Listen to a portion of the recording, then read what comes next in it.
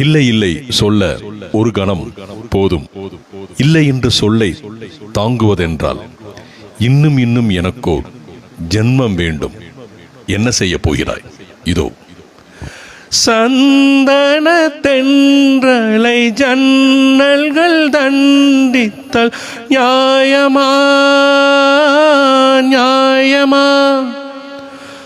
காதலின் கேள்விக்கு கண்களின் பதில் என்ன?